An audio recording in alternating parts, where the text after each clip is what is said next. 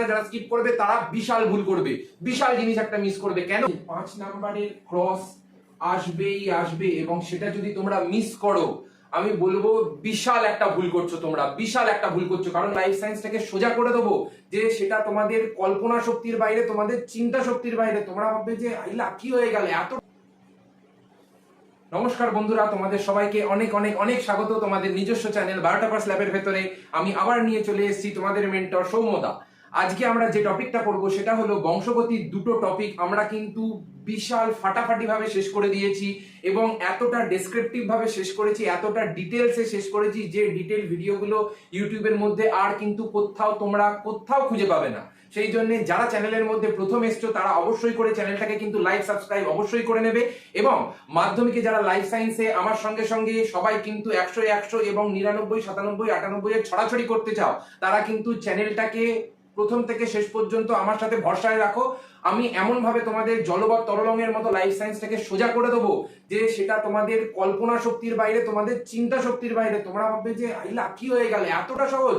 এইরকম করে দেবো, পুরো পান্তা ভাত জল ভাত বানিয়ে দেবো। সেই জন্য যারা প্রথম এসছো তারা কিন্তু বংশগতির প্রথম যে দুটো পার্টের ভিডিও আছে অবশ্যই করে দেখে নেবে, খুব ডিটেল ইনফরমেশন, এবং সেখান থেকে কিন্তু অবশ্যই করে 5 নাম্বারের কোশ্চেন আসবেই আসবে।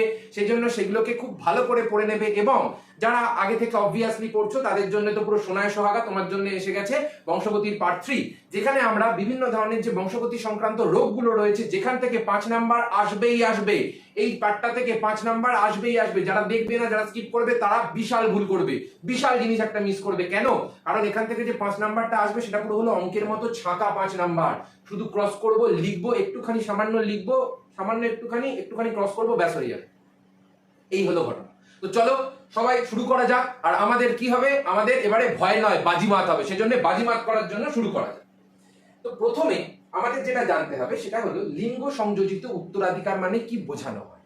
লিঙ্গ সংযোজিত উত্তরাধিকার মানে হলো, আমরা যদি পুরুষদের কথা বলে থাকি,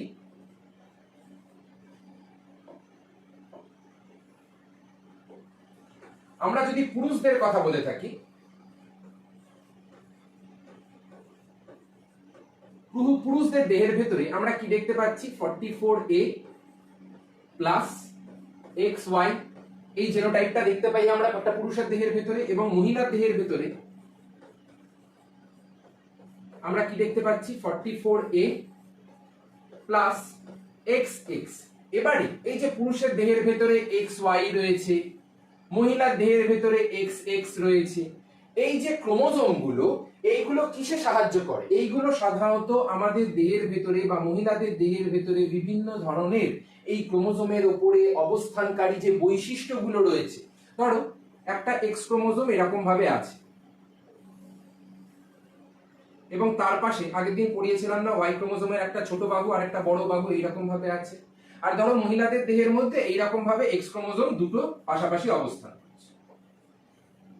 এবারে আমরা একদম বংশগতির মধ্যে পড়েছিলাম না যে জিন ক্রোমোজোমের যে নির্দিষ্ট জায়গাটায় অবস্থান করে তাকে কি বলে, লোকাস বলে। ঠিক একইভাবে আমাদের দেহের ভেতরে যে সমস্ত যৌন ক্রোমোজোমগুলো রয়েছে বা যে সমস্ত লিঙ্গ নির্ধারণকারী ক্রোমোজোমগুলো রয়েছে, তাদের ভেতরেও কিন্তু বিভিন্ন জায়গায় বিভিন্ন জিন নির্দিষ্ট লোকাসে এরকম ভাবে অবস্থান করছে। এবং এই যে বিভিন্ন জিন নির্দিষ্ট লোকাসে আছে, এদের কাজ কি? এদের কাজ হলো বিভিন্ন ধরনের আমাদের দেহের মধ্যে যৌন ক্রোমোজোম সংযোজিত যে সমস্ত বৈশিষ্ট্যগুলো রয়েছে সেই সমস্ত বৈশিষ্ট্যগুলোকে নিয়ন্ত্রণ করা, বা একদম সহজ পাতি বাংলায় বললে এই সমস্ত ক্রোমোজোমগুলোর দ্বারা আমাদের দেহের ভিতরে বিভিন্ন ধরনের লিঙ্গ নির্ধারণকারী বৈশিষ্ট্য বা আমাদের যে সমস্ত যৌন বৈশিষ্ট্যগুলো এই ক্রোমোজোমের দ্বারা সঞ্চারিত হয়ে থাকে। এবারে এই যে এক্স এবং ওয়াই ক্রোমোজোম রয়েছে, এই এক্স এবং ওয়াই ক্রোমোজোম একটা জেনারেশন থেকে, ধরো এটা হলো ফার্স্ট জেনারেশন, এই ফার্স্ট জেনারেশন থেকে যখন সেকেন্ড জেনারেশনে যাচ্ছে, সেকেন্ড জেনারেশন থেকে যখন থার্ড জেনারেশনে যাচ্ছে, তখন কি হচ্ছে, তখন এই সমস্ত ক্রোমোজোমগুলোর মধ্যে যে সমস্ত জিনগুলো আছে সেগুলোও তো একটা জেনারেশন থেকে আরেকটা জেনারেশন, আরেকটা জেনারেশন থেকে আরেকটা জেনারেশন এইরকম ভাবে সঞ্চারিত হচ্ছে। সেই জন্যই আমরা এই ধরনের উত্তরাধিকারকে বলে থাকি লিঙ্গ সংযোজিত উত্তরাধিকার, যেখানে আমরা দেখতে পাবো যে আমাদের দেহের মধ্যে যে সমস্ত লিঙ্গ নির্ধারণকারী ক্রোমোজোমগুলো রয়েছে সেই সমস্ত লিঙ্গ নির্ধারণকারী ক্রোমোজোমগুলো আমাদের দেহের ভেতরে বিভিন্ন ধরনের উত্তরাধিকার যে বৈশিষ্ট্যগুলো আছে সেগুলো একটা জেনারেশন থেকে আরেকটা জেনারেশন নিয়ে যাচ্ছে। এবারে তোমাদের মনে হতে পারে যে দাদা তাহলে আমরা নিশ্চয়ই লিঙ্গ সংযোজিত যে উত্তরাধিকার রয়েছে সেখানে নিশ্চয়ই ভালো কিছু বৈশিষ্ট্য করব। ভালো বৈশিষ্ট্য তো রয়েছে, কিন্তু আমাদের মাধ্যমিকের সিলেবাসের মধ্যে লিঙ্গ সংযোজিত উত্তরাধিকারের ভেতরে আমাদের দুটো রোগ পড়তে হবে। একটা হলো হিমোফিলিয়া এবং একটা হলো বর্ণান্ধতা। তোমাদের মনে হতে পারে দাদা রোগ পড়তে হবে। হ্যাঁ, রোগ পড়তে হবে। কেন? কারণ যখন একটা রোগ একটা জেনারেশন থেকে আরেকটা জেনারেশনের থেকে আরেকটা জেনারেশনের মধ্যে সঞ্চারিত হচ্ছে, সেটা কিভাবে বা কি ধরনের ধারাকে ফলো করে বা কি ধরনের প্যাটার্ন ফলো করে একটা জেনারেশন থেকে আরেকটা জেনারেশনে যাচ্ছে, সেটা স্টাডি করলে আমরা কিন্তু অনেক জিনিস জানতে পারি এবং অনেক জিনিস জানতে পেরেছি। সেগুলো আমরা এক্ষুনি আলোচনা করব। খুব ইন্টারেস্টিং জিনিস জানতে পেরেছি যেগুলো হয়তো এখনো কোনোদিন তোমরা শোনোনি। এরপরে চলে আসো এক্স লিঙ্ক জিন এবং ওয়াই লিঙ্ক জিন। এক্স লিঙ্ক জিন, ওয়াই লিঙ্ক জিন মানে কি? ধরো পুরুষের দেহের ভেতরে বা মহিলার দেহের ভেতরে যে এক্স ক্রোমোজোম রয়েছে, সেই এক্স ক্রোমোজোমের উপরে তো বিভিন্ন জিন আছে, এরকম ভাবে বিভিন্ন জিন আছে। এবার এই যে জিনগুলো রয়েছে, এই জিনগুলো কোন ক্রোমোজোমের উপর আছে? এক্স ক্রোমোজোমের উপরে আছে। তাহলে আমরা বলবো এক্স ক্রোমোজোমের উপর অবস্থিত জিনগুলিকে বলা হয় এক্স লিঙ্কড জিন। ব্যাস এইটুকু।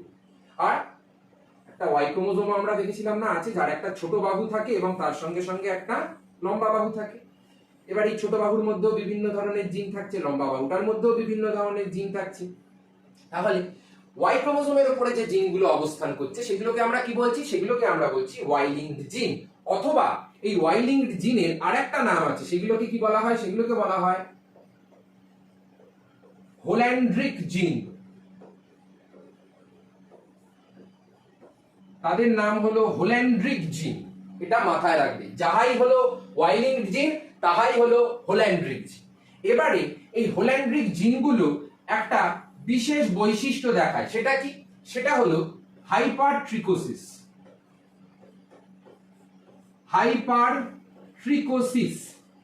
দাদা এই হাইপারট্রিকোসিসটা কি? হাইপারট্রিকোসিস হলো আমরা অনেক সময় আমাদের বাড়িতে বাবা, কাকা, দাদা, জেঠু এদের কানের ছাতায় বা কর্ণছত্রে এরকম লোমের উপস্থিতি দেখতে পাই না? এই যে কর্ণছত্রে লোমটা এসছে, এটা কোথা থেকে এসছে? এটা সাধারণত ওয়াই ক্রোমোজোমের উপরে যে সমস্ত ওয়াই লিঙ্কড জিন বা হোল্যান্ড্রিক জিন ছিল, সেই সমস্ত হোল্যান্ড্রিক জিনগুলো আমাদের কর্ণছত্রে লোম তৈরি করেছে এবং কর্ণছত্রে লোম তৈরি করার ফলে সেই স্পেশাল ঘটনাটাকে আমরা বলে থাকি হাইপারট্রিকোসিস। হাইপারট্রিকোসিস মানে কানের ছাতায় লোমের উপস্থিতি। এবারে চলে আসো হিমোফিলিয়া এবং বর্ণান্ধতা, যে দুটো রোগ আমাদের পড়তে হবে। আমি যতটুকু পড়াচ্ছি ততটুকু পড়বে। বইয়ের মধ্যে যদি কিছু এক্সট্রা দেয়া থাকে, সামান্য অল্প আধটু একটুখানি তোমরা পড়তে পারো, কিন্তু এমনই দেওয়া রয়েছে মানে সে একদম সিলেবাস বহির্ভূত হয়ে গিয়ে একদম 12 এর লেভেলে চলে গেছে। সেই লেভেলেও তোমাদের পড়াশোনা করার এই মুহূর্তে দরকার নেই, তোমাদের অতটাও আসবে না। এবং যে সমস্ত ইমপ্লয়েড কোশ্চেন গুলো আসবে সেগুলো আমি তোমাদের করিয়ে দেবো, নিশ্চিন্তে থাকো, কোনো চিন্তার ব্যাপার নেই। এবারে আমাদের এক্স লিঙ্ক সংযোজিত উত্তরাধিকারের মধ্যে বা লিঙ্গ সংযোজিত উত্তরাধিকারের মধ্যে আমাদের দুটো রোগ পড়তে হবে। একটাকে বলা হয় হিমোফিলিয়া আর একটাকে বলা হয় বর্ণান্ধতা। হিমোফিলিয়া মানে কি? হিমোফিলিয়া যে রোগটা, সেখানে কিসের সমস্যাটা তৈরি হয় আগে আমরা জেনে নিই। প্রথম যে সমস্যাটা হিমোফিলিয়ার ক্ষেত্রে তৈরি হয় সেটা হলো রক্ত তঞ্চনে বাধা।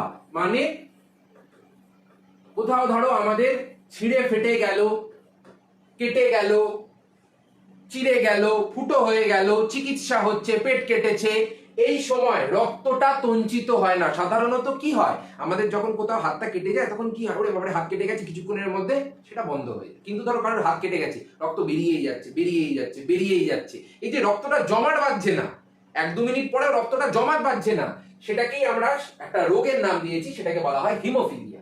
আর বর্ণান্ধতা মানে কি? বর্ণান্ধতাকে আমরা বলে থাকি কালার ব্লাইন্ডনেস। তোমাদের মনে হতে পারে দাদা তাহলে কি তুমিও বর্ণান্ধ? না, আমি চশমা পরি কেন? কারণ আমাদের দৃষ্টিটার সমস্যা রয়েছে, কাছের দৃষ্টি, দূরের দৃষ্টি, এগুলো আমরা পড়বো। মায়োপিয়া, হাইপারোপিয়া, প্রেসবায়োপিয়া, এগুলো আমরা পড়বো। কিন্তু বর্ণান্ধতা মানে কি?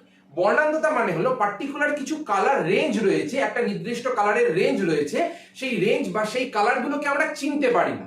আমরা সেগুলোকে অন্যান্য বিভিন্ন কালারে দেখি, যেমন লাল বর্ণকে চিনতে পারি না, নীল বর্ণকে চিনতে পারি না, সবুজ বর্ণকে চিনতে পারি না। এই যে লাল, সবুজ এবং নীল, এই তিনটে বর্ণকে যে আমরা চিনতে পারছি না, আমরা যে ভুলভাল কালার দেখছি, লালকে দেখছি কমলা, বাদামি, গেরুয়া, এই সমস্ত দেখছি। এই যে বিভিন্ন অন্যান্য শেডের কালারে আমরা চলে যাচ্ছি, নীলকে দেখছি, বেগুনি, কালচে, এরকম যে কালারে চলে যাচ্ছি, এগুলো কি? এগুলো হলো বর্ণান্ধতা, মানে নির্দিষ্ট একটা বর্ণের সাপেক্ষে অন্ধতা, বা আমরা দেখতে পাচ্ছি না। এটাকে আমরা কি বলবো? বর্ণের সাপেক্ষে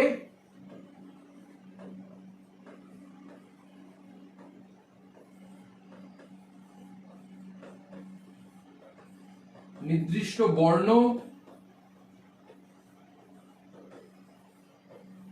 চিনতে না পারা। ঠিক আছে, এই দুটো হলো এই রোগ দুটোর স্পেশালিটি, এর ঘটনাটা ঘটে। এবারে হিমোফিলিয়া বর্ণান্ধতা থেকে আমাদের 5 নাম্বারের ক্রস আসবেই আসবে, এবং সেটা যদি তোমরা মিস করো, আমি বলবো বিশাল একটা ভুল করছো তোমরা, বিশাল একটা ভুল করছো। কারণ এই 5 নাম্বার হলো পুরো মন্ডা মিঠাইয়ের হাতের মোয়ার মতো। একবার যদি ক্রসটা শিখে যাও, আমি বলছি 30 সেকেন্ডে চুটকির মধ্যে ক্রস হয়ে যাবে, কোনো বড় ব্যাপার না। আমি এক সংকর জনন চুটকির মধ্যে করিয়ে দিয়েছি, আমি দ্বিসংকর জনন সম্পূর্ণ করিয়ে দিয়েছি চুটকির মধ্যে। যারা এখনো ভিডিওটা দেখোনি তারা কিন্তু খুব বড় একটা মিস করছো জিনিস, তারা এক্ষুনি গিয়ে ভিডিও দুটো কিন্তু অবশ্যই দেখে নেবে এটা শেষ হওয়ার পরে। এবারে এই যে 5 নাম্বারটা আসছে কোশ্চেনটা, এটা কিভাবে আসবে, বা আগে আমাদের জিনিসগুলো কি কি শিখতে হবে। হিমোফিলিয়ার ক্ষেত্রে আমরা দুই ধরনের হিমোফিলিয়া দেখতে পাই। পয়েন্ট 2 কি হবে? পয়েন্ট 2 হলো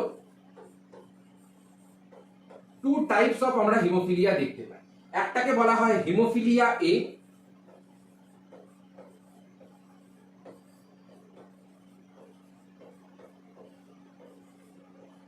আর একটাকে কি বলা হচ্ছে? আর একটাকে বলা হয় হিমোফিলিয়া বি।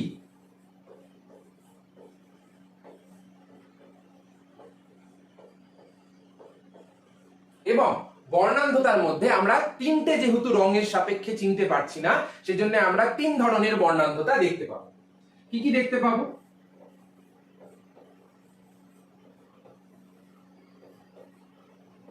একটা হলো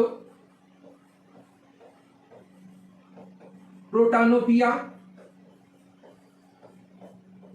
এগুলো কারোর নাম না, নাম না, এটা হলো রোগের সাপেক্ষে সেই রোগটার নাম।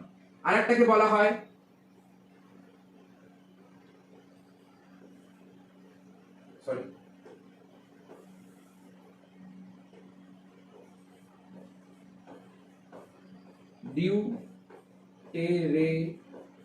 ডিউটেরেনোপিয়া, আরেকটাকে কি বলা হয়? আরেকটাকে বলা হয় ট্রাইটেরোনোপিয়া।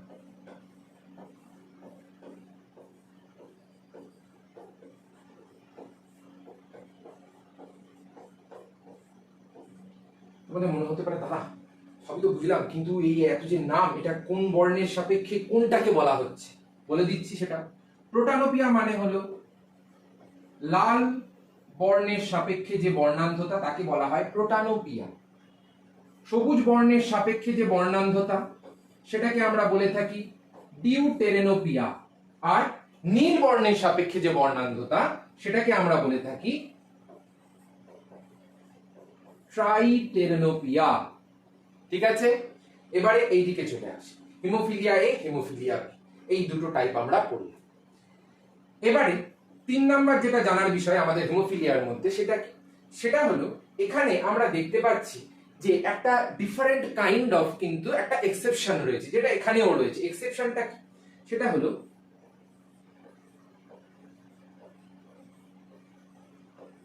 হিমোফিলিয়া সব বইয়েতে পাবে না, কিন্তু এমসিকিউর মধ্যে বা এসএকিউর মধ্যে ইমপ্লয়েড কোশ্চেনে জিজ্ঞাসা করে এটা। Haemophilia C. তবে হিমোফিলিয়া সিটা কি? হিমোফিলিয়া সিটা এক্সেপশনাল কেন? কারণ এই যে দুটো রোগ রয়েছে, এই দুটো রোগই কিন্তু হলো এক্স লিঙ্ক, মানে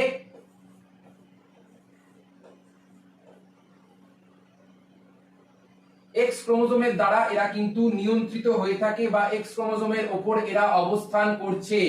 কিন্তু এই যে হিমোফিলিয়া সি, এটা কিন্তু হলো একটা অটোজোমাল। অটোজোমাল মানে হলো আমাদের যে দেহ ক্রোমোজোম গুলো রয়েছে, সেই দেহ ক্রোমোজোমের দ্বারা এই হিমোফিলিয়া সিটা নিয়ন্ত্রিত হয়ে থাকে। এবারে দাদা বর্ণান্ধতার মধ্যে এক্সেপশনাল কোনটা? সেটা হলো এই যে ট্রাইটেরেনোপিয়া। ট্রাইটেরেনোপিয়াটা কি? ট্রাইটেরেনোপিয়াটা হলো আমাদের যে 7 নাম্বার অটোজোমাল ক্রোমোজোম রয়েছে, সেই 7 নাম্বার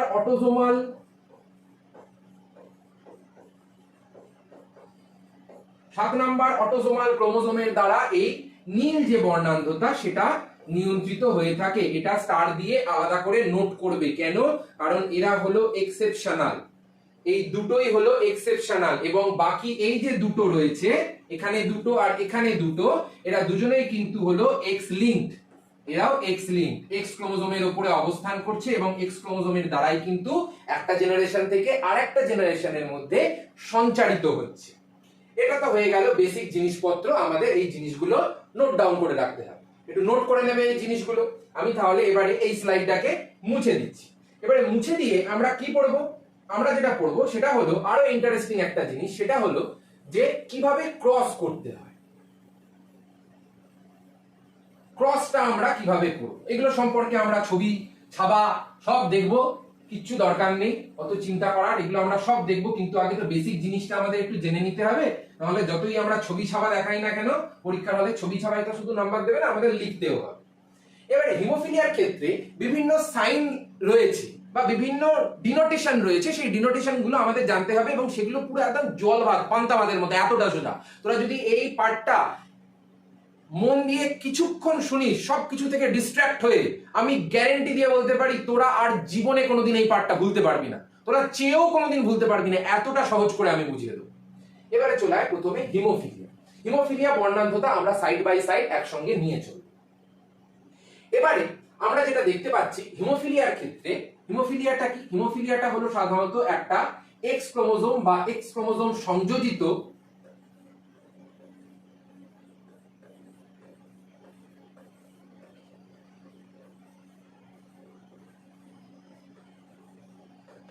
প্রচ্ছন্ন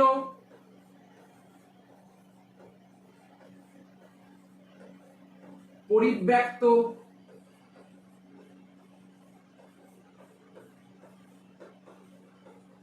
একটা রোগ। তাহলে এই লাইনটার মানে বুঝতে পারলাম। মানেটা কি? মানেটা হলো ধরো আমাদের দেহের ভেতরে যে এক্স ক্রোমোজোমটা আছে তার ভেতরে তো বিভিন্ন জিন আছে, এবার তার ভেতরে হিমোফিলিয়ার যে জিন সেটাও আছে। এবারে নরমাল কন্ডিশনে কি হয়, আমাদের রক্ততঞ্চনের জন্য যে সমস্ত ফ্যাক্টর গুলো দরকার, যেমন ফ্যাক্টর 8, ফ্যাক্টর 9, এই ফ্যাক্টর গুলোর জন্যই তো আমাদের রক্তটা তঞ্চিত হয়, সেই ফ্যাক্টর গুলো কিন্তু এই এক্স ক্রোমোজোমের দ্বারা তৈরি হয়ে থাকে। এটা হলো নরমাল কন্ডিশন। এবারে অ্যাবনরমাল কন্ডিশনে কি হচ্ছে? অ্যাবনরমাল কন্ডিশনে এই যে ফ্যাক্টর 8 ছিল অথবা এই যে ফ্যাক্টর 9 ছিল, যার জন্য হিমোফিলিয়া এ হচ্ছিল, যার জন্য হিমোফিলিয়া বি হচ্ছিল, এই যে বিভিন্ন ফ্যাক্টর গুলোর জন্য নির্দিষ্ট যে হিমোফিলিয়া গুলো হচ্ছিল, এগুলো কখন দেখা যায়? যখন এই ফ্যাক্টর গুলো নিজেদের কাজ ঠিকমতো করে না এবং মিউটেশন হয় এদের মধ্যে যখন মিউটেশন হবে, এবং মিউটেশন হওয়ার ফলে কি হয়? মিউটেশন হওয়ার ফলে এরা ভালো থেকে হয়ে যায় হলো খারাপ, এরা ভালো থেকে হয়ে যায় খারাপ, এবং খারাপ হয়ে যাওয়ার ফলে কি হচ্ছে?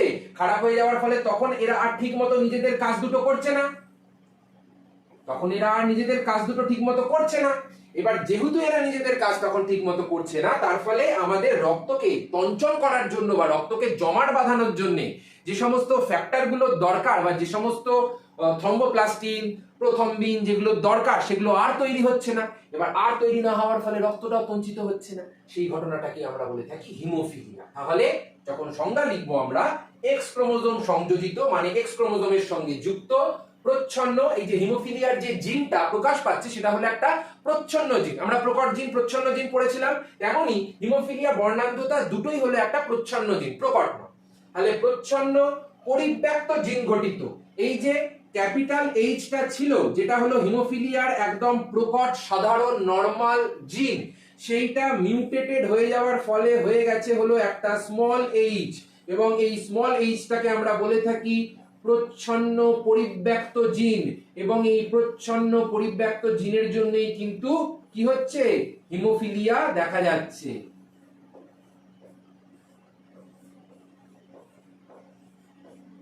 বোঝা গেছে এবারে ব্যাপারটা? এবারে আমরা ক্রসের মধ্যে চলে আসি।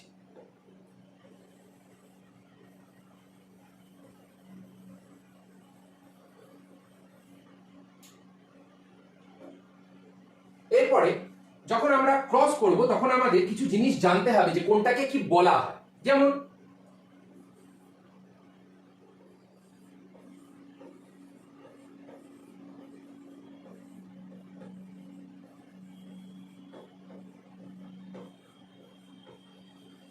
হিমোফিলিয়ার জন্য যে দায়ী জিন থাকে, যেটা সাধারণত প্রচ্ছন্ন, সেটাকে আমরা কি দিয়ে ডিনোট করি? সেটাকে আমরা স্মল এইচ দিয়ে ডিনোট করি। আমি যেরকম ভাবে শেখাচ্ছি সেরকম ভাবেই বুঝবে। স্মল এইচ দিয়ে আমরা হিমোফিলিয়ার প্রচ্ছন্ন যে দায়ী জিন তাকে ডিনোট করে থাকি। তাহলে আমাদের দাদা রক্ততঞ্চনের জন্য যে স্বাভাবিক জিনটা আছে সেটাকে আমরা কি দিয়ে ডিনোট করি? আমরা যে স্বাভাবিক জিন আছে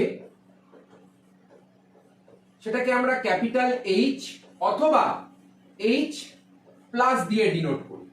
ক্যাপিটাল এইচ অথবা এইচ প্লাস দিয়ে ডিনোট করি। এবারে এটা তো হয়ে গেল জিন।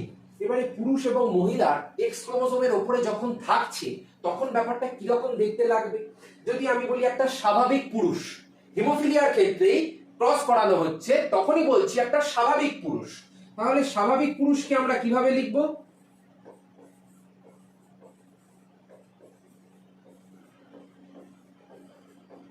স্বাভাবিক পুরুষ মানে হলো এক্স ওয়াই, এটা তো হয়ে গেল পুরুষের এ।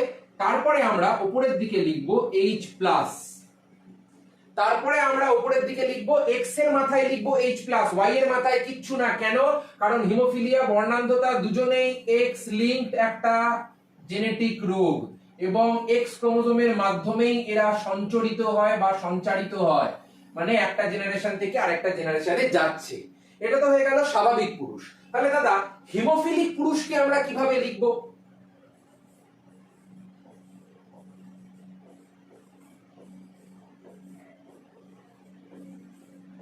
হিমোফিলিক পুরুষের ক্ষেত্রে আমরা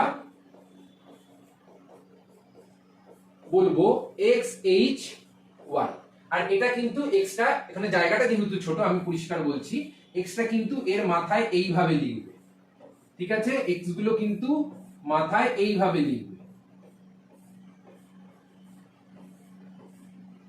ঠিক আছে, যেহেতু নিচে একটু জায়গাটা ছোট হয়ে গেছে সেজন্য মনে হতে পারে পাশাপাশি হচ্ছে, কিন্তু না, যেমন আমরা টু দি পাওয়ার লিখি সেরকম ওপরে ওপরে লিখি।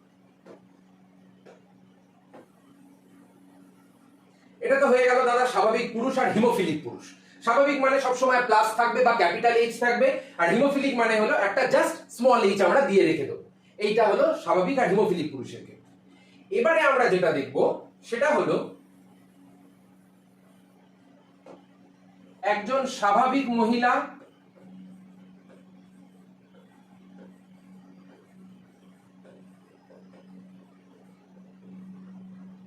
একজন বাহক মহিলা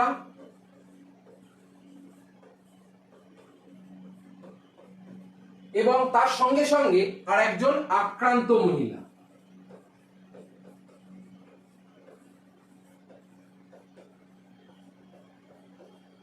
আমি আলাদা কালার দিয়ে লিখছি তাহলে আরো ভালো বুঝতে পারবে। যে স্বাভাবিক মহিলা রয়েছে তাদের ক্ষেত্রে আমরা কি লিখবো? তাদের মধ্যে আমরা বলবো x H plus x H plus. যেহেতু স্বাভাবিক বলছি আমরা সেজন্য দুটো এইচ প্লাস বলবো। যদি বলে বাহক মহিলা, বাহক মানে হলো একটা ক্রোমোসোমের ওপরে স্বাভাবিক এবং একটা ক্রোমোসোমের ওপরে প্রচ্ছন্ন জিনটা রয়েছে, এদের বলা হয় বাহক। আর আক্রান্ত মানে কি? আক্রান্ত মানে হলো দুটোর মাথাতেই স্মল এইচ থাকবে, এটা হলো আক্রান্ত। মহিলাদের ক্ষেত্রে তিনটে ঘটনা দেখতে পাই। কেন? কারণ মহিলাদের মধ্যে একটা যদি মিউটেটেড হয়ে যায় বা পরিব্যক্ত হয়ে যায় তখন এক রকমের ঘটনা হচ্ছে, যদি দুটো স্বাভাবিক থাকে এক রকমের ঘটনা হচ্ছে, যদি দুটোই পরিব্যক্ত বা মিউটেটেড হয়ে যায় তখন এক ধরনের ঘটনা হচ্ছে। আর পুরুষদের ক্ষেত্রে কি হচ্ছে? একবার পজিটিভ আর একবার গন্ডগোলে। এটা হয়ে গেল পুরুষদের মধ্যে। ঠিক একইভাবে আমরা যেরকম এইচ দিয়ে দেখলাম হিমোফিলিয়া, যেহেতু হিমোফিলিয়ার যে ইংলিশ টার্মটা এইচ দিয়ে ডিনোট করা হয় বা শুরু হয়, ঠিক একইভাবে বর্ণান্ধতার ইংলিশটা হলো কালার ব্লাইন্ডনেস। তো কালার ব্লাইন্ডনেস কে আমরা কিভাবে ডিনোট করব? ঠিক একইভাবে যেটা আমরা শুরু করেছিলাম, যে এক্স ক্রোমোসোম সংযোজিত একটা প্রচ্ছন্ন পরিব্যক্ত একটা জিন ঘটিত রোগ, যেখানে আমরা দেখতে পাচ্ছি যে কোনো একটা মানুষের মধ্যে নির্দিষ্ট একটা বর্ণকে তারা চিনতে পারছে না বা সেখানে চিনতে তাদের যে সমস্যা হচ্ছে সেটাকেই বলা হয় বর্ণান্ধতা। এবারে বর্ণান্ধতার মধ্যে আমরা প্রথমে স্বাভাবিক অস্বাভাবিক সেগুলো একটু জেনে নিই। প্রথমে চলে আসো স্বাভাবিক যে জিনটা,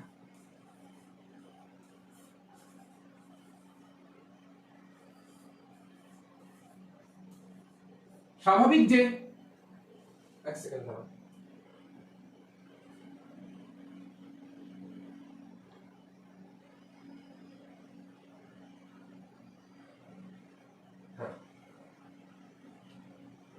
এই যে স্বাভাবিক যে জিনটা রয়েছে, স্বাভাবিক জিনটাকে আমরা ক্যাপিটাল সি দিয়েও ডিনোট করে থাকি অথবা সি প্লাস দিয়েও ডিনোট করে থাকি। কিন্তু তোমরা চেষ্টা করবে যদি প্রশ্নের মধ্যে বলে দেয় ক্যাপিটাল সি তাহলে তো হয়েই গেল, যদি না বলে তাহলে চেষ্টা করবে সি প্লাস দিয়ে করার। কেন?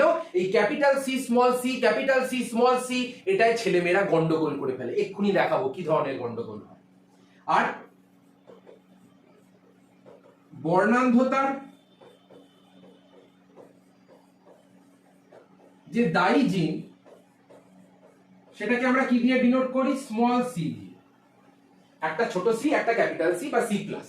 এবারে পুরুষদের ক্ষেত্রে যখন স্বাভাবিক অবস্থায় বলছে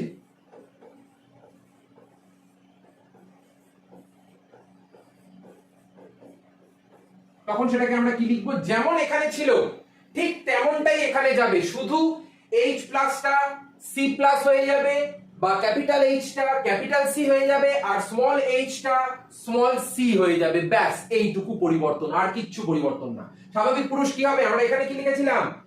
x h প্লাস y, এখানে কি লিখবো? x c প্লাস y হয়ে গেল। এখানে আমরা হিমোফিলিক পুরুষের মধ্যে কি লিখেছিলাম? x h y, এখানে আমরা বর্ণান্ধ পুরুষের মধ্যে কি লিখবো?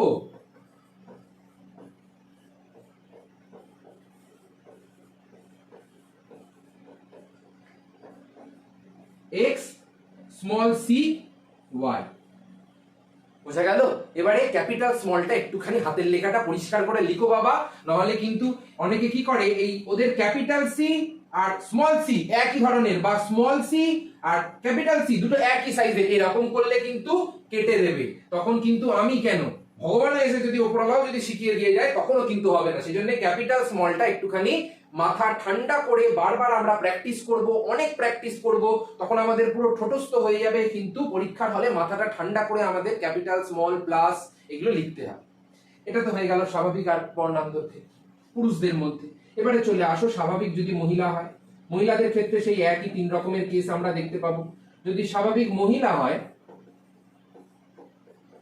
তাহলে আমরা কি দেখতে পাচ্ছি? x c plus x c plus, ঠিক আছে? যদি বাহক হয়, যদি বাহক মহিলা হয় তখন আমরা কি বলবো? একটার মাথায় সি প্লাস আর একটার মাথায় সি, মানে একটা জিন মিউটেটেড হয়েছে যেহেতু দুটো এক্স ক্রোমোজোম আছে। আর আক্রান্ত মহিলার ক্ষেত্রে কি বলবো?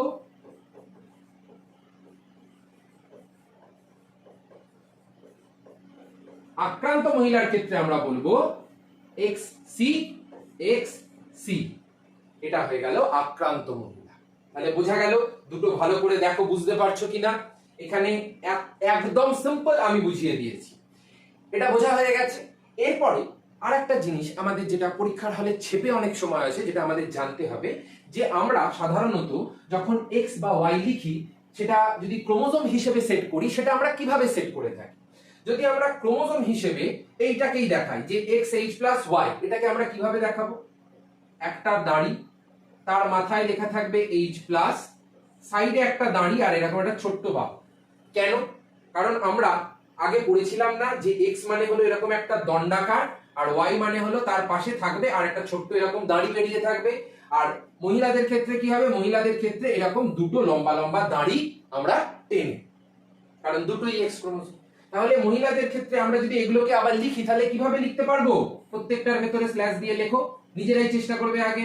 দুটো দাঁড়ি, একটার মাথায় সি প্লাস আর একটার মাথাতেও সি প্লাস। আবার এটার ক্ষেত্রে যদি বলি একটার মাথাতে সি প্লাস আর একটার মাথায় নরমাল সি, এরকম ভাবেও কিন্তু পরীক্ষার হলে ছেপে আসে। সেজন্য যাতে ঘাবড়ে না যাও আমি সব বলে দিচ্ছি। এটাতে কি বলবো, এটাতে বলবো একটার মাথায় সি আর আরেকটার মাথায় আরেকটা সি, এটা হয়ে গেল। বর্ণান্তত পুরুষের ক্ষেত্রে কি বলবো, এরকম ভাবে দেবো, তার মাথায় লিখবো সি প্লাস, পাশে একটা দেবো, তার মাথায় জাস্ট এরকম একটা ছোট্ট বাহু। কেন বারবার বলছি, এই দুটো রোগই কিন্তু হলো এক্স লিঙ্ক, শুধুমাত্র এক্স ক্রোমোজোমের দ্বারা এগুলো একটা জেনারেশন থেকে আরেকটা জেনারেশনে যায়, এরা কিন্তু অন্য কোনো ভাবে একটা জেনারেশন থেকে আরেকটা জেনারেশনে এরা যেতে পারবে না। তারপরে এটার ক্ষেত্রে যদি বলি, এটাকে বলা হয় এক্স সি হয়ে গেল, আর পাশে এরকম ভাবে একটা ছোট্ট বাহু দেওয়া হয়। এই হলো ঘটনা। ঠিক একই ভাবে আমরা হিমোফিলিয়ার গুলোকেও লিখতে পারি। এগুলো কেন বলা হলো তোমাদের এতটা ডিটেলে, তার কারণ হলো তোমাদের এগুলোর উপরে ক্রস করানো হবে, আজকেই করাবো, ক্রস করানো হবে, এবং ক্রস গুলো করলে তোমরা বুঝতে পারবে যে আসলে বা আদতে জিনিসটা হচ্ছেটা কি। এবং এই যে টাইপগুলো আমি বললাম, এই টাইপগুলো যদি খাতায় নোট করে ভালো করে তোমরা শোনো, তাহলে এটুকু আমি গ্যারেন্টি দিয়ে বলতে পারি যে আজকে যে দুটো খুব মার্কা মারা আমি কোশ্চেন করাবো, যে কোশ্চেন দুটো ছেলেমেয়েরা 99% ফেসে যায় শুধুমাত্র কনসেপ্টের সমস্যার জন্য, সেই কনসেপ্ট তোমরা পুরো তুড়ি মেরে 30 সেকেন্ডে উড়িয়ে দিতে পারবে। এটা আমার দাবি, এই চ্যানেল থেকে আমি বলে দিয়ে যাচ্ছি। তোমরা তখন চোখ বন্ধ করে অ্যান্সার বলতে পারবে যে দাদা আমাদের এইভাবে শিখিয়েছিল, এইভাবেই হবে। তাহলে হিমোফিলিয়া কি? হিমোফিলিয়া হলো এক্স ক্রোমোজোম সংযোজিত প্রচ্ছন্ন পরিব্যাক্ত জিন ঘটিত একটা বংশগত রোগ, যেখানে আমরা দেখতে পাচ্ছি দেহের আঘাতপ্রাপ্ত বা ক্ষতপ্রাপ্ত স্থান থেকে রক্তক্ষরণ হতে থাকে এবং তা সহজে সঞ্চিত হয় না। হয় না মানে রক্তটা জমাট বাঁধছে না, বেরোচ্ছে তো বেরোচ্ছে, বেরোচ্ছে তো বেরোচ্ছে, সেটাকেই আমরা বলি হিমোফিলিয়া। ঠিক আছে? এরপরে হিমোফিলিয়ার দুটো প্রকারভেদ আমরা বলেছিলাম। আবার দাদা কেন বলছো, তার কারণ হলো এই যে ফ্যাক্টর 9 এবং ফ্যাক্টর 8 এই যে রয়েছে, এদের কিছু নির্দিষ্ট বৈশিষ্ট্য রয়েছে যেগুলো আমাদের 1 নম্বরে বা এমসিকিউর জন্য খুব ইম্পর্টেন্ট, সেজন্য আরেকটু আমরা ডিটেইলে পড়ব। যেমন এই যে হিমোফিলিয়া এ, এই হিমোফিলিয়া এটাকে আমরা আরেকটা নাম দিয়ে থাকি, সেটাকে বলা হয়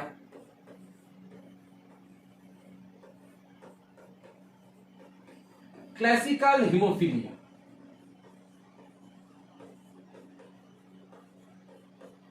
যদি বলে ক্লাসিক্যাল হিমোফিলিয়া বলতে কি বোঝো, তার মানে বুঝবে যে হিমোফিলিয়া এ এর কথা তোমাদের জিজ্ঞাসা করছে।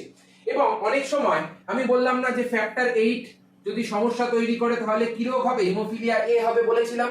এবারে এই ফ্যাক্টর 8 এর আরেকটা নাম আছে, সেটাকে কি বলা হয়, সেটাকে বলা হয় অ্যান্টি হিমোফিলিক ফ্যাক্টর। ফ্যাক্টর 8 এর আরেকটা নাম হলো অ্যান্টি হিমোফিলিক ফ্যাক্টর।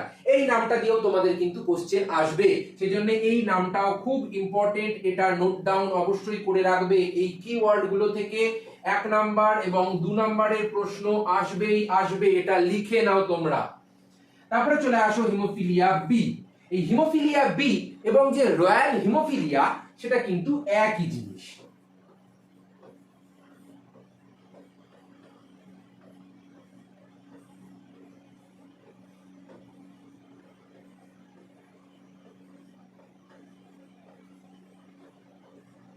কেন? কারণ এটা প্রথম দেখা গেছিল ইংল্যান্ডের যে রানী ছিলেন তখন, এখনো বলা হচ্ছে যে ভিক্টোরিয়া, সেই রানী ভিক্টোরিয়ার পরিবারে যেহেতু প্রথম দেখা গেছিল এই হিমোফিলিয়া বি এর ঘটনা, সেজন্য এটাকে নাম দেওয়া হয়েছিল তখনকার দিনে রয়্যাল হিমোফিলিয়া, যেহেতু রাজ পরিবারে এই ঘটনা দেখা গেছিল, রাজরাজাদের বড় বড় ব্যাপার। এবারে এই হিমোফিলিয়া বিটা ক্রিসমাস বলে একটা লোকের দেহের মধ্যেও দেখা গেছিল। অনেকে মনে করে হয়তো যীশু খ্রিস্টের জন্মদিনের দিন হয়তো আবিষ্কার হয়েছে বলে এর নাম ক্রিসমাস রোগ, তা না। ক্রিসমাস বলে একটা ব্যক্তি ছিলেন, ওনার দেহের মধ্যে যেহেতু এটাও লক্ষ্য করা গেছিল, সেই জন্য ওনার নাম অনুসারে এটাকে আমরা কি বলি, ক্রিসমাস রোগও কিন্তু বলে থাকি। এবং ফ্যাক্টর 8 এর যেরকম নাম আছে একটা অ্যান্টি হিমোফিলিক ফ্যাক্টর, ঠিক একই ভাবে ফ্যাক্টর যে 9 যার কারণের জন্য হিমোফিলিয়া বিটা হচ্ছে, সেটাকে আমরা কি বলি, সেটাকে আমরা বলি plasma thromboplastin component. Plasma thromboplastin component. এবারে অনেকে কি করে, অনেকে কোনটা কোন ফ্যাক্টর গুলিয়ে ফেলে, ঘেটে ফেলে, কোনটা 8 ছিল রে বাবা, কোনটা 9 ছিল, মনে পড়ছে না, মনে পড়ছে না। তো মনে রাখার সহজ উপায় বলে দিচ্ছি। মনে রাখবে যে এ সে আগে রোল নাম্বার পেয়েছে, মানে তার রোল নাম্বারটা আগে, মানে সে 8 রোল নাম্বার হয়েছে। এবং যে বি তার রোল নাম্বারটা পেছনের দিকে, মানে সে 9 রোল নাম্বার পেয়েছে। অ্যালফাবেটিক্যাল অর্ডারে দেখলো এ একদম ফার্স্টে আসে, বি তারপরে আসে। ঠিক একই ভাবে 8টা 9 এর তো আগে আসে, তাহলে 8 আমরা আগে লিখবো, এ এর সাথে বি এর সাথে আমরা লিখবো 9। তাহলে এটা হয়ে গেল হিমোফিলিয়া এ, এটা হয়ে গেল হিমোফিলিয়া বি। আর কিসের কষ্ট, আর কিসের দুঃখ? আমি আছি তো এখানে দাঁড়িয়ে, আর কোনো কিছুর দুঃখ নেই, সব চিন্তা ভাবনা আমরা দূর করে দেবো। এবারে চলে আয় হিমোফিলিয়া সি। আগেও আলোচনা করেছিলাম। হিমোফিলিয়া সি এর ক্ষেত্রে আমরা দেখতে পাচ্ছি যে ফ্যাক্টর 11 বলে একটা ফ্যাক্টর আছে। ফ্যাক্টর 11 বলে একটা ফ্যাক্টর আছে, যেটা সাধারণত আমাদের রক্ততঞ্চনে সাহায্য করে, এবং এটা কিন্তু কোনো ধরনের এক্স ক্রোমোজোম সংযোজিত নয়। এক্স ক্রোমোজোমের দ্বারা এরা কিন্তু সংযোজিত হয় না।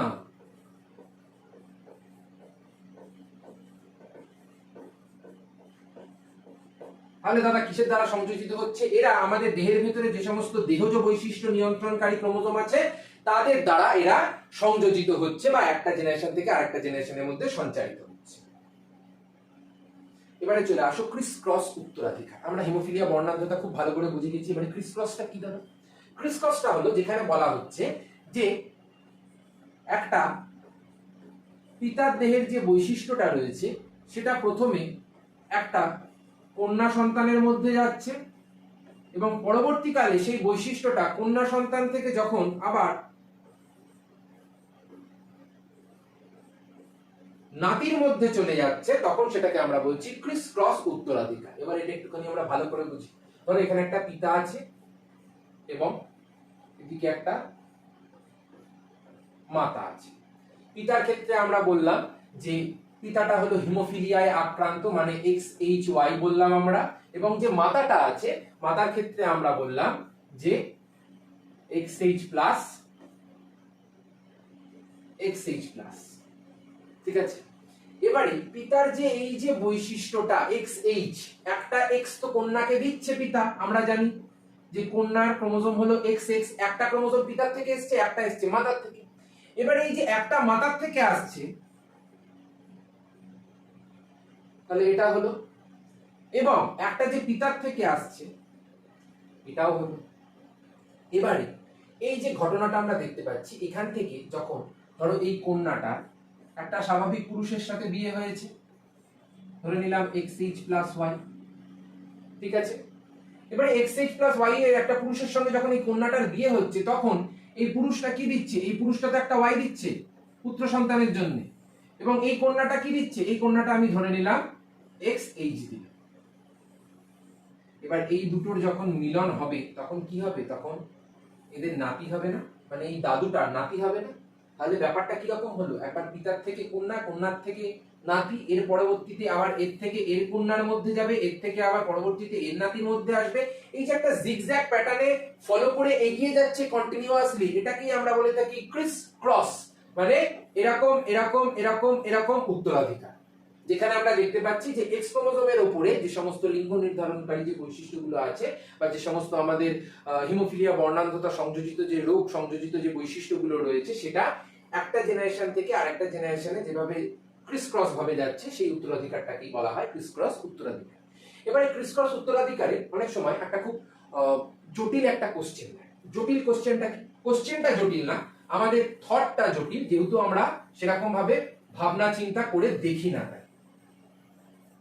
অনেক সময় জিজ্ঞাসা করে যে ক্রিস ক্রস উত্তরাধিকার কি ধরনের উত্তরাধিকার, দিয়ে বলে দিল হোমোগ্যামেটিক হোমোগ্যামেটিক হোমোগ্যামেটিক, হেটারোগ্যামেটিক হেটারোগ্যামেটিক হেটারোগ্যামেটিক, তারপরে বলে দিল হোমোগ্যামেটিক হেটারোগ্যামেটিক হোমোগ্যামেটিক, আর তারপরে বলে দিল কোনোটি। তাহলে এই যে ক্রিস ক্রস উত্তরাধিকার, এই ক্রিস ক্রস উত্তরাধিকারটা কিরকম? যদি পিতার থেকে শুরু হয়, যদি ধরো পিতার থেকে শুরু হয়, প্রথমে যাবে কন্যাতে, তারপরে যাবে নাতিতে, তার মানে হেটারোগ্যামেটিক থেকে গেল হোমোগ্যামেটিকে, কারণ কন্যারা হোমোগ্যামেটিক, এবং হোমোগ্যামেটিক থেকে আবার গেল হেটারোতে। বোঝা গেল? আবার আরেক ধরনেরও হয়, সেটা কি? সেটা হলো মাতার থেকে যদি শুরু হয়, মাতার থেকে গেল প্রথমে পুত্রতে, এবং পুত্র থেকে গেল নাতনিতে। মানে যে গ্যামেটটা দিয়ে শুরু হবে সেই গ্যামেটটা দিয়ে শুরু হবে, শেষ হবে। যেমন এখানে হেটারো দিয়ে শুরু হয়েছিল, হেটারো দিয়ে শেষ হবে, মাঝখানে একটা হোমো থাকবে। এখানে হোমো দিয়ে শুরু হচ্ছে, এখানে হোমো দিয়ে শেষ হবে, মাঝখানে একটা হেটারো থাকবে। কেন? কারণ মাতারাও হলো কন্যা, তার মানে মেয়ে, এরাও হোমোগ্যামেটিক, এরাও হোমোগ্যামেটিক, তার সঙ্গে সঙ্গে মাঝে কে থাকছে, মাঝে থাকছে পুত্র। পুত্রটা কি? পুত্রটা হলো হেটারোগ্যামেটিক। বুঝতে পারলে? এই হলো ক্রিস ক্রস উত্তরাধিকার। আমি তোমাদের বোঝার সুবিধার জন্য যাতে নোট করতে পারো আমি গোলও করে দিচ্ছি। পিতা থেকে এলো কন্যাতে, কন্যা থেকে তারপরে এলো নাতির মধ্যে। কিভাবে এলো এক্ষুনি বললাম। এখান থেকে একটা চলে এলো XHY, তাহলে কি হলো? পিতার থেকে কন্যা, কন্যা থেকে নাতি। এই হলো ক্রিস ক্রস উত্তরাধিকার। এবারে এই যে আমরা আগে কিন্তু এটা পড়ে নিয়েছি যে হিমোফিলিয়া এবং বর্ণান্ধতা, যে এক্স লিঙ্ক একটা প্রচ্ছন্ন জিন ঘটিত একটা রোগ, তার বংশানুসরণটা কিভাবে হচ্ছে। কিভাবে হচ্ছে? ধরো একজন হিমোফিলিক পুরুষ রয়েছে এবং বাহক মাতা রয়েছে। হিমোফিলিক পুরুষের ক্ষেত্রে আমরা কি বলবো? XHY, কারণ হিমোফিলিয়ায় আক্রান্ত পুরুষ সে। এবং বাহক মাতা মানে কি? বাহক মাতা মানে হলো XH প্লাস XH, এটা হলো বাহক মাতা। বাহক কেন বলা হচ্ছে? কারণ মহিলারা যেহেতু হোমোগ্যামেটিক, মহিলারা যেহেতু হোমোগ্যামেটিক, সেই জন্য আমরা কি পড়েছিলাম যে স্মল এইচটা হলো একটা প্রচ্ছন্ন জিন। এবং এই প্রচ্ছন্ন জিন সম্পর্কে আমরা আগেও কি পড়েছি যে প্রচ্ছন্ন জিন একমাত্র হোমোগ্যামেটিক অবস্থাতেই কিন্তু প্রকাশ পায়, হেটারোগ্যামেটিক অবস্থাতে এরা কিন্তু প্রকাশ পাবে না। সেই জন্য এই প্রচ্ছন্ন জিনকে যদি প্রকাশ পেতে হয় তাহলে কি হতে হবে? XH XH এই ধরনের একটা জিনোটাইপ আমাদের দেখতে হবে। তাহলে এদেরকে আমরা কি বলি? এদেরকে আমরা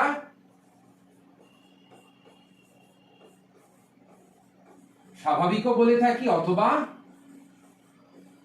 বাহকও বলে থাকি। কিন্তু যদি বাহক বলে দেয় তাহলে এইটা ধরবো, আর যদি শুধু স্বাভাবিক বলে দেয় তাহলে আমরা XH প্লাস XH প্লাসই ধরবো। আর যদি স্বাভাবিক বাহক বলে তাহলে আমরা এই ঘটনাটা ধরবো। এবারে এই যে হিমোফিলিক পুরুষ, এটা তো হলো প্যারেন্টস। এই প্যারেন্টসদের থেকে কি তৈরি হচ্ছে? গ্যামেট তৈরি হচ্ছে। যেহেতু এটা শুধুমাত্র একটা এক্স ক্রোমোজোম সংযোজিত উত্তরাধিকার, আমরা এক্স ক্রোমোজোমের মাধ্যমেই দেখাতে পারবো যে এখান থেকে কি তৈরি হলো। এখান থেকে একটা তৈরি হলো XH আর একটা তৈরি হলো Y। এবং মহিলাদের ক্ষেত্রে কি হলো? মহিলাদের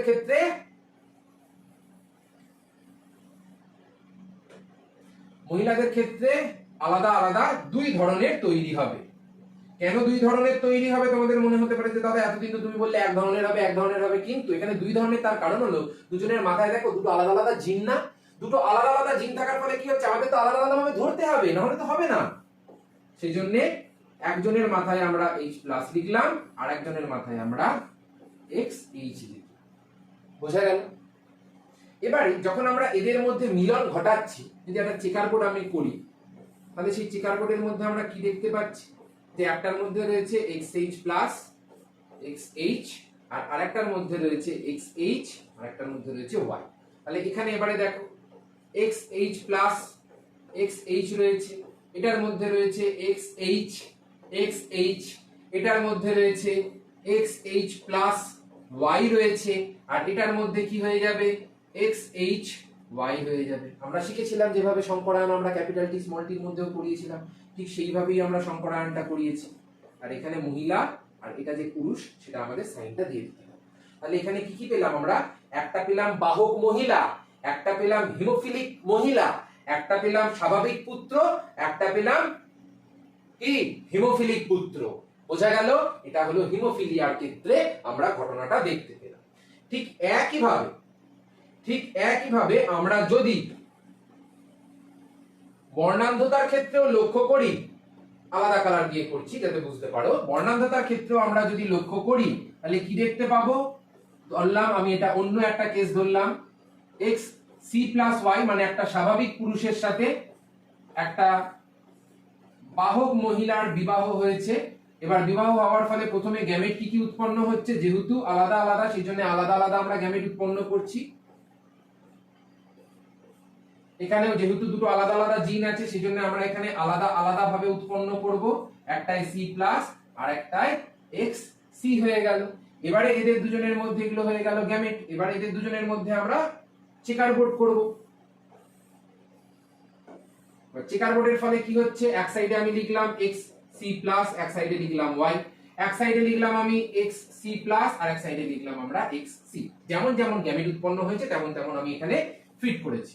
এটা হলো মহিলার ক্ষেত্রে উৎপন্ন হয়েছে, এটা পুরুষের ক্ষেত্রে উৎপন্ন হয়েছে। এটা মহিলা আর পুরুষের সাইন। এবারে মিলন করাও, x C plus x C plus, এই দুটো হয়ে গেল একটা জায়গায়। তারপরে চলে আসো এক্স সি প্লাস, আগে স্বাভাবিকটাকে রাখবে, আগে যেন অস্বাভাবিকটাকে দিয়ে দেবে না, আগে স্বাভাবিক রাখতে হবে। X C plus x C হয়ে গেল। তারপরেরটাই আবার এক্স সি প্লাস ওয়াই হয়ে গেল। তারপরেরটাই আবার এক্স সি ওয়াই হয়ে গেল। এই হলো হিমোফিলিয়া এবং বর্ণান্ধতার সেম ঘটনা, কিন্তু শুধুমাত্র পার্থক্যটা কোথায়? একটাই আমরা small H, H plus, capital H use করছি, একটাই আমরা ক্যাপিটাল সি বা সি প্লাস অথবা স্মল সি ইউজ করছি। এই হলো পার্থক্য। এবারে তোমাদের যখন এরকম বংশানুসরণ লিখতে দেবে, এটা তো বোঝানোর জন্য বললাম তোমাদের যখন লিখতে দেবে তোমরা অবশ্যই করে কিন্তু প্রত্যেকটা যে সাইন আছে এবং কাকে কি বলে ধরে ধরে কিন্তু লিখবে। ধরে ধরে লেখা মানে হলো এই যে আমি লিখেছিলাম এখানে, এই যে হিমোফিলিয়ার জন্য দায়ী জিন হলো এইচ, স্বাভাবিক জিন হলো ক্যাপিটাল এইচ অথবা এইচ প্লাস, এটা লিখলাম। তারপরে লিখলাম স্বাভাবিক পুরুষ হলো এই, হিমোফিলিক পুরুষ হলো এই, স্বাভাবিক মহিলা হলো এই, বাহক মহিলা হলো এই, আক্রান্ত মহিলা হলো এই। এগুলো এই সাইডে আমরা বাঁ সাইডে ডান সাইডে এরকম লিখবো ধরি বলে। তারপরে আমরা মাঝখানে এই যে ক্রস গুলো দিচ্ছি আমরা, যেমন আমাদের ইনস্ট্রাকশন দেবে, যে ধরো বললাম যে হিমোফিলিক পুরুষের সাথে দিয়ে দিল একটা বাহক মহিলা, যেমন কোশ্চেনে দেবে তখন কিন্তু আমাদের তেমন ক্রসটা করে দেখাতে হবে। তাহলে আমি বলে দিচ্ছি গ্যারেন্টি দিয়ে, তোমাদের ফুল 5-এ 5 দেবে, পুরো 5-এ 5 দেবে, একটা নাম্বারও কেউ কাটবে না, কারুর কাটার ক্ষমতা নেই। আমি দাঁড়িয়ে বলে দিয়ে যাচ্ছি এখানে, আমাদের কাছে ইনস্ট্রাকশন থাকে কতটা নাম্বার কোথায় কিভাবে লিখতে হলে ফুল নাম্বার তোমরা পাবে, সেটা আমি পুরো শিখিয়ে দেবো। তোমরা শুধু চোখ বন্ধ করে ভরসা করে এগিয়ে চলো, আর কিচ্ছু তোমাদের লাগবে না। আমার উপরে শুধু ভরসাটা রেখে এগিয়ে চলো, আমি তোমাদের এমন একটা জায়গায় নিয়ে যাব যেখানে গিয়ে তোমরা লাইফ সায়েন্সের একটা টপে চলে যাবে, পুরো প্যারামাউন্টে চলে যাবে। এবারে একটা কোশ্চেন আসে খুব গুরুত্বপূর্ণ, সেটা হলো মহিলাদের তুলনায় পুরুষরা বর্ণান্ধতায় কেন সব থেকে বেশি আক্রান্ত হয়? কেন আক্রান্ত হয় তার কারণ হলো এই যে পুরুষেরা একটাই এক্স ক্রোমোজোম নিয়ে ঘুরে বেড়াচ্ছে। তো এবার একটাই এক্স ক্রোমোজোম নিয়ে ঘুরে বেড়ানোর ফলে কি হচ্ছে, যখন ধরো এইচ প্লাস আছে, ওয়াই আছে, খুব ভালো কথা, ঘুরে বেড়াচ্ছে, স্বাভাবিক একটা পুরুষ ঘুরে বেড়াচ্ছে, খুব ভালো কথা। কিন্তু যখনই এই এইচ প্লাসটার মিউটেশন হয়ে গেল, মিউটেশন হয়ে যাওয়ার ফলে সঙ্গে সঙ্গে আমরা কি দেখতে পাবো? মিউটেশন হয়ে গেলে আমরা দেখতে পাচ্ছি যে সেটা স্মল এইচ হয়ে গেছে, মানে মিউটেটেড হয়ে গেছে। তখনই এদের আমরা বলছি হিমোফিলিক। যেহেতু একটাই মাত্র এক্স ক্রোমোজোম আছে সেই জন্যই প্রকাশ পেয়ে যাচ্ছে। কিন্তু মহিলারা কি হচ্ছে? মহিলারা সাধারণত আক্রান্ত কম হয়। কেন? কারণ মহিলাদের আক্রান্ত করার জন্য আমাদের ধরে নিলাম মহিলা যদি আক্রান্ত হয় XH লাগবে। এটা হলো মহিলার আক্রান্তর একটা ঘটনা। এবারে এই একটা এক্স থেকে পেয়েছে, একটা এক্স তো পেয়েছে এর বাবার থেকে, এর বাবা দিয়েছে একটা এক্স, ঠিক আছে। এবং আরেকটা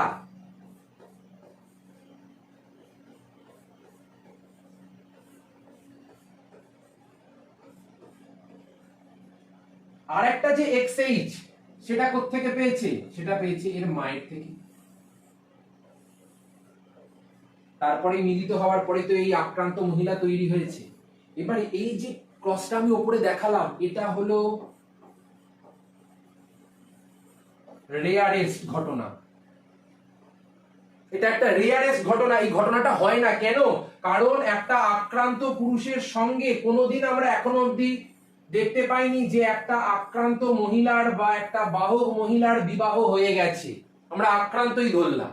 আক্রান্ত পুরুষের সঙ্গে একটা আক্রান্ত অথবা বাহক মহিলার বিবাহ হয়ে গেছে, এই ঘটনা রেয়ারেস্ট। এই ঘটনা এখনো অবধি ঘটেনি, আর ঘটলেও 0.5% হয়তো ঘটেছে, কোথাও 1% ঘটেছে, এরকম একটা ব্যাপার। তার ফলে এই ধরনের মহিলার জেনোটাইপও আমরা নিশ্চয়ই পাবো না। যদি এই ঘটনাটাই না ঘটে তাহলে মহিলাটাই বা কন্যা সন্তানটাই কোত্থেকে আসবে? কন্যা সন্তান আসার কোনো সম্ভাবনা নেই। কিন্তু পুরুষদের ক্ষেত্রে কি হচ্ছে? পুরুষদের ক্ষেত্রে আমরা দেখতে পাচ্ছি যেহেতু পুরুষেরা হেমিজাইগাস। দাদা হেটারও শুনেছিলাম, হোমো শুনেছিলাম, হেমিটা কি? হেমিজাইগাস মানে হলো যখন আমরা দেখতে পাচ্ছি যে কারুর দেহের ভেতরে একটা মাত্র এক্স ক্রোমোজোম আছে, একটি এক্স ক্রোমোজোম আছে, ওয়ান, তখন সেটাকে আমরা বলে থাকি হেমিজাইগাস। যেমন আমাদের পুরুষদের দেহের ভেতরে একটা মাত্র এক্স ক্রোমোজোম আছে, সেই জন্য পুরুষদের আমরা হেমিজাইগাসও বলে থাকি, এবং তার সঙ্গে সঙ্গে হেটারোজাইগাসও বলে থাকি। এই দুটো কথাই কিন্তু মনে রাখবে। অনেকে কি করে হেমি আর হোমো দুটো গুলিয়ে ফেলে। হেমি মানে হলো একটা ক্রোমোজোম, এক্স ক্রোমোজোম, তার কথা বলা হচ্ছে, এবং হোমো মানে হলো দুটো এক্স ক্রোমোজোম বা দুটো সেম সেম ক্রোমোজোমের কথা বলা হচ্ছে। সেটা এক্স এক্স ও হতে পারে, সেটা ক্যাপিটাল টি ও হতে পারে, সেটা স্মল টি ও হতে পারে। এগুলোকে বলা হয় হোমো। এবং সম্ভাবনাটা বেশি কেন? তার কারণ হলো যেহেতু পুরুষদের একটা এক্স ক্রোমোজোম, সেই জন্য একটা এক্স ক্রোমোজোম যদি মিউটেটেড হয়ে যায়, তার মানে কি হলো? গন্ডগোল হয়ে গেল। ধরো আমার হাতে একটা মাত্র আম রয়েছে, সেই আমটা পচে গেল মানে নষ্ট হয়ে গেল, সম্পূর্ণ চলে গেল, আমার কাছ থেকে সব চলে গেল। কিন্তু আমার কাছে ধরো দুটো আম রয়েছে, তার মধ্যে একটা আম নষ্ট হলো, কিন্তু একটা তখনও ঠিক আছে, সেই একটাকে ফেলে দিলাম, একটাকে আমি খেলাম। তার মানে কি হলো? আমি অ্যাফেক্টেড কিন্তু ফুললি অ্যাফেক্টেড নই। আমি ফুললি অ্যাফেক্টেড নই, কিন্তু আমার হাতে যদি দুটো আমি আমার নষ্ট হয়ে যেত, মানে দুটোই যদি মিউটেটেড হয়ে যেত, তখন কি হতো? তখন আমি পুরো অ্যাফেক্টেড, তখন আবার সমস্যা মহিলাদের ক্ষেত্রে যেটা দেখা যাচ্ছে। এবারে এই যে ক্রসগুলো, এই ক্রসগুলো একটুখানি করে আমাদের দেখতে হবে। যেমন স্বাভাবিক পুরুষ আর যে হিমোফিলিক মহিলা রয়েছে তাদের মধ্যে স্বাভাবিক পুরুষের ক্ষেত্রে কি হবে? আগে আমরা এই সাইডে কিন্তু এগুলো সব লিখবো, যে স্বাভাবিক হিমোফিলিয়ার স্বাভাবিক যে জিন সেটা হলো H+, হিমোফিলিয়ার জন্য দায়ী প্রচ্ছন্ন জিন হলো স্মল h। স্বাভাবিক পুরুষের যে জেনোটাইপ সেটা আমরা লিখবো XH+Y। আর এখানে যেহেতু হিমোফিলিক মহিলা বলে দিয়েছে, হিমোফিলিক মহিলার জেনোটাইপ সমান সমান দিয়ে লিখবো আমরা XHXH। ঠিক আছে? এবারে আমি ডাইরেক্ট এখানে ক্রসটা করে তোমাদের দেখাচ্ছি। যেমন এখানে স্বাভাবিক পুরুষ বলেছে মানে XH+Y হয়ে গেল, আর বলেছে হিমোফিলিক মহিলা মানে XHXH। এদের থেকে আমরা কি পাচ্ছি? এদের থেকে আমরা একটাই পাচ্ছি হলো XH+, আর আরেকটাই পাচ্ছি হলাম আমরা Y। এখানে আমরা কি পাচ্ছি? একটাই পাচ্ছি আমরা XH, আর আরেকটাই পাচ্ছি আমরা XH। এবার যেহেতু দুটো জিনই মিউটেটেড হয়ে গেছে, সেই জন্য এই ধরনের কেসে আমাদের দুটো আলাদা আলাদা করে লেখার দরকার নেই। দুটো আলাদা আলাদা লেখার দরকার নেই, কারণ দুটো লেখাও যায়, একটা লেখারও তাই মানে, কারণ দুটো জিনই মিউটেটেড। এবার এখান থেকে আমরা যদি এদের মধ্যে মিলন ঘটাই, তাহলে কি তৈরি হবে? দেখো এখানে যেমন XH+, XH এবং XHY। দেখো ঠিক আছে? তাহলে এটা কি হয়ে গেল? এটা হয়ে গেল বাহক কন্যা। আর এটা কি হয়ে গেল? এটা হয়ে গেল হিমোফিলিক পুত্র।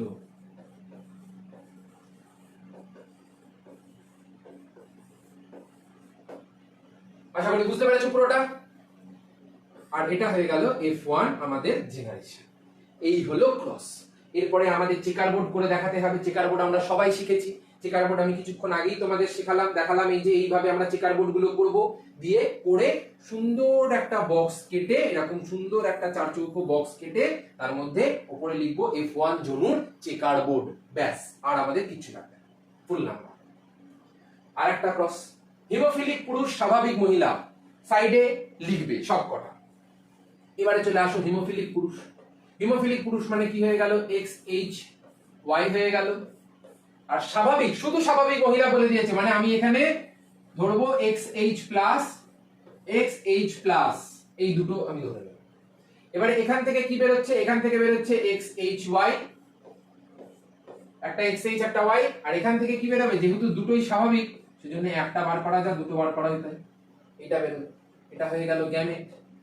এবারে চলে আসো F1। F1 এ তোমরা কি করবে? এটার সঙ্গে একবার এটার মিলন ঘটাবে, তাহলে কি পাওয়া গেল? XH+, XH পেলাম আমরা।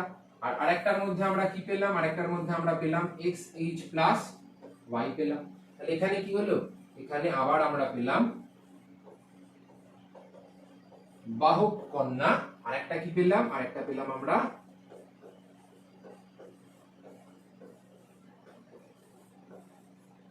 স্বাভাবিক পুত্র। এই হলো ঘটনা। আর সাইডে তো আমরা ধরি বলে সবকিছু লিখেই দিচ্ছি, কারণ এই ধড়িটা যদি না লিখি, লেটটা যদি না লিখি, তাহলে কিন্তু সব জলাঞ্জলি, সব জলে চলে যাবে আমাদের। এইটা এবারে কি হলো, হিমোফিলিয়ার কি কি লক্ষণ আছে? 3 ধরনের আছে। একটা হলো মৃদু, একটা হলো মধ্যম, আর একটা হলো তীব্র। মৃদুর ক্ষেত্রে কি হচ্ছে? মৃদুর ক্ষেত্রে যখন শল্য চিকিৎসা হচ্ছে বা যখন কাটাছেঁড়া হচ্ছে, তখন দেখতে পাচ্ছি রক্ত জমাট বাঁধছে না, তখন সেখানে আমরা রক্ত তঞ্চন হওয়ার সমস্যা দেখতে পাচ্ছি। এরপরে চলে আসো মধ্যম। মধ্যমে কি হচ্ছে? মধ্যমের ক্ষেত্রে আমরা দেখতে পাচ্ছি যে সেখানে সাধারণত যখন কেটে ছেড়ে যাচ্ছে বা ফুটো হয়ে যাচ্ছে বা ইন্টারনাল ব্লিডিং হচ্ছে, ব্লিডিং হয়ে হয়ে রক্তটা কিন্তু তঞ্চিত হচ্ছে না। আর তীব্র মানে কি? তীব্র মানে হলো ঘন ঘন স্বতঃস্ফূর্ত ভাবে আমাদের যে ভেতরের দিকে যে ব্লাড স্ট্রিম গুলো রয়েছে বা যে ধমনী শিরা উপশিরা রয়েছে, সেগুলো ফেটে ফেটে রক্ত বেরিয়ে শরীরের ভেতরে তালগোল পাকিয়ে যাচ্ছে। এই যে নিজে থেকে স্বতঃস্ফূর্ত ভাবে তীব্র ভাবে ফেটে ফেটে বেরিয়ে আসছে, সেটাকেই আমরা বলে থাকি তীব্র হিমোফিলিয়া। এই 3 ধরনের হিমোফিলিয়া আমরা দেখতে পাই। বর্ণাঢ্যতা বলেছিলাম যে 3 ধরনের হয়, প্রোটানোপিয়া, ট্রাইটেরানোপিয়া, ডিউটেরানোপিয়া। প্রোটান মানে হলো রেড, ট্রাইটান মানে হলো ব্লু, ডিউটেরানোপিয়া মানে হলো গ্রিন। আর সংজ্ঞাটা তো বলেইছিলাম, এক্স ক্রোমোজোম সংযোজিত প্রচ্ছন্ন পরিত্যক্ত জিন ঘটিত একটা বংশগত রোগ। এখানে সমস্যাটা কি হচ্ছে?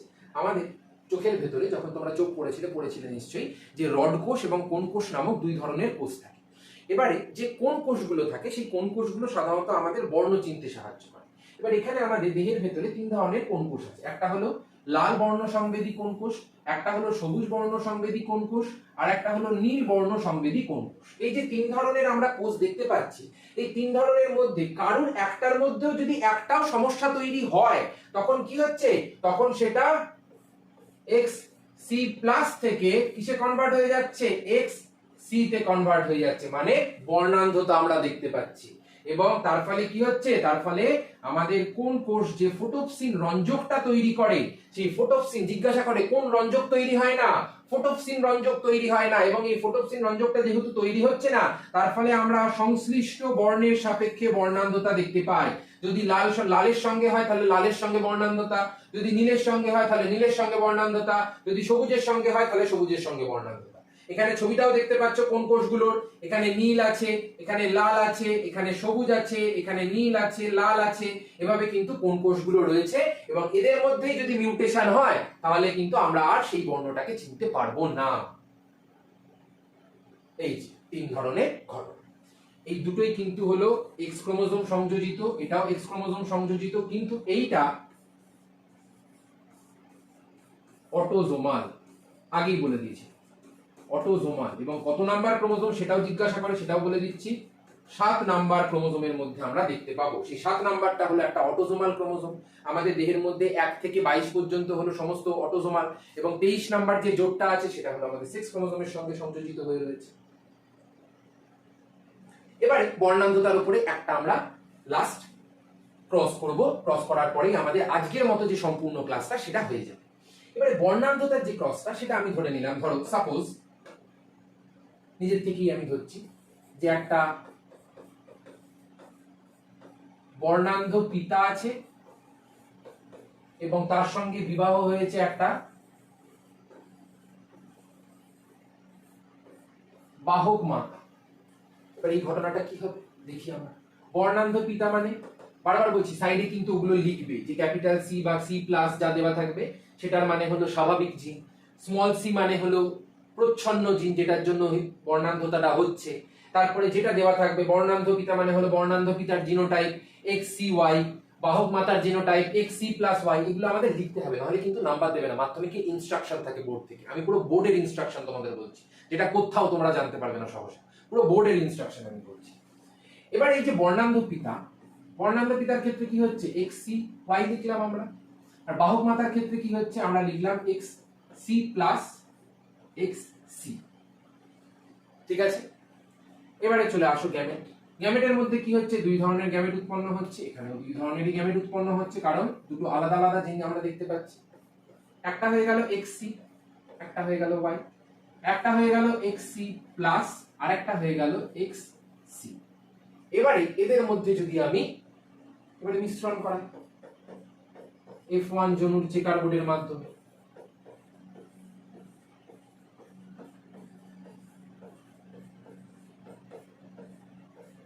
তাহলে কি হচ্ছে এখানে আমরা ঘটনাটা দেখে নিই ঝট করে, যে xc প্লাস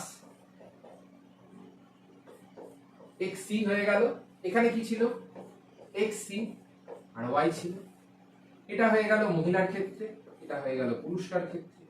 এবারে এদের মধ্যে মিলন করাও, মিলন করালে কি হচ্ছে, মিলন করালে এখানে আমরা দেখতে পাচ্ছি xc প্লাস xc হয়ে গেল, এখানে হয়ে যাচ্ছে xc xc হয়ে গেল, এখানে হয়ে যাচ্ছে xc প্লাস y হয়ে গেল, এখানে হয়ে গেল xc y। এই হয়ে গেল ঘটনা। তাহলে এখানে আমরা কি দেখতে পাচ্ছি, যে দুটো কন্যা হয়েছে, দুটো কন্যার মধ্যে একটা বাহক একটা বর্ণান্ধতায় আক্রান্ত, এবং দুটো পুত্র হয়েছে, তার মধ্যে একটা হলো স্বাভাবিক, একটা বর্ণান্ধতায় আক্রান্ত। এই ধরনেরই তোমাদের কোশ্চেন দেবে। তারপরে তো আমরা অঢেল কোশ্চেন করব মক টেস্টের মাধ্যমে, সেখানে আমরা প্রত্যেকটা কোশ্চেনের ডিটেল অ্যানালাইসিস, কাটা ছেঁড়া, পোস্টমর্টম, মাটির তলা থেকে খুঁড়ে আনা সবকিছু করব আমরা। এতটা ডিটেলে পড়বো, কেউ তোমাদের কখনো ইউটিউবের মধ্যে এতটা ডিটেলে তোমাদের পড়ায়নি। যেগুলো সাধারণত পেড ব্যাচে পড়ানো হয়, পেড কোর্সে পড়ানো হয়, সেগুলো আমি ইউটিউবে তোমাদের ফ্রিতে পড়াচ্ছি উইদাউট এনি চার্জ, কোনো ধরনের নেই, পুরো সম্পূর্ণ ফ্রি। শুধুমাত্র তোমাদের থেকে আমাদের একটাই চাওয়া, সেটা হলো যে অনেক বেশি বেশি করে বন্ধুদের সাথে শেয়ার করো অবশ্যই, সেটাই আমাদের একমাত্র ভালোবাসা। এবং কিন্তু সবাই ভিডিওটাকে লাইক এবং সাবস্ক্রাইব করে দিও, এবং বন্ধুদের সাথেও শেয়ার করে সাবস্ক্রাইব করতে বলো, কারণ সেইটাই একমাত্র তোমাদের থেকে আমাদের পাওয়া সাপোর্ট, এবং আমাদের কাছে সেটাই ভালোবাসা। তাহলে আজকের মতো এতটাই থাকলো, সবাই খুব ভালো করে পড়াশোনা করতে থাকে, এবং মাধ্যমিকে 2027-এ বাজি মাত করার জন্য সবাই কিন্তু একদম সেকেন্ড সামেটিভ থেকে পুরো প্রস্তুত হয়ে যাও, কোমর বেঁধে আমরা কিন্তু মাঠে নেমে পড়েছি।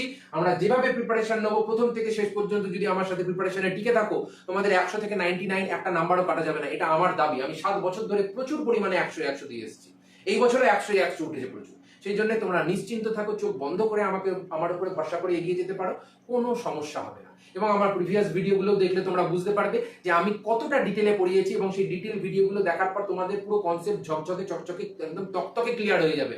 আর কোনোদিন কোনো ভিডিও তোমাদের দেখতে হবে না, এইটুকু আমার এই দাদার গ্যারেন্টি, সৌম্যদার গ্যারেন্টি এখান থেকে দাঁড়িয়ে। ঠিক আছে, তাহলে আজকের মতো এতটাই থাকলো, সবার সাথে আবার দেখা হবে বংশগতির যে মক টেস্ট 2 রয়েছে সেই মক টেস্ট 2 এর মধ্যে। ততদিন সবাই খুব ভালো করে পড়াশোনা করতে থাকো। আজকের মতো টাটা।